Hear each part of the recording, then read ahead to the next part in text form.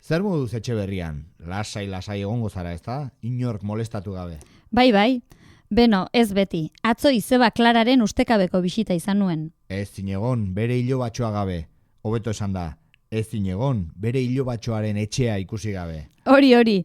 Ba ez dut uste berriro etorriko denik. Sekulako disgustua emanion. Etzazu esan, nola ba?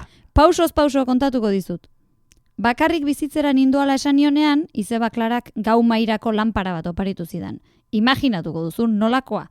Beretzat zoragarria eta niretzat botalarria emateko modukoa. Imaginatzen dut, bai. Nik neure gustuko lanpara jarri nuen noski. Besterik ez genuen behar. Bada atzo, lasai afaria prestatzen ari nintzela portaleko txirrinak jo zuen. Erantzun nuen eta sorpresa. Gabon, izeba Klara naiz. Hori bai, sorpresa. Portaleko atea ireki bezain laster, korrika logelara joan nintzen. Nire lanpara ohe azpian sartu eta izeba koparitutakoa jarri nuen gau mailaren gainean. Haze librada. Izeba etxera sartu zenean argi zegoen, etxea ikusi nahi zuela, eta bisita gidatua eskaini nion.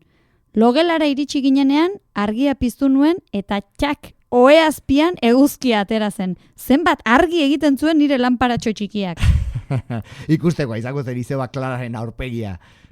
Dena agerian geratu zen. Entxufeak aldatzea ahaztu egin zitzaidan, eta argiari eman nionean, ohe azpiko lanpara piztu zen. Ez izeba Klarako paritutakoa. Nik uste hankasartzearekin irabazten atera zarela. Ez duzu alditxo batean izeba maitearen bisitarik izango.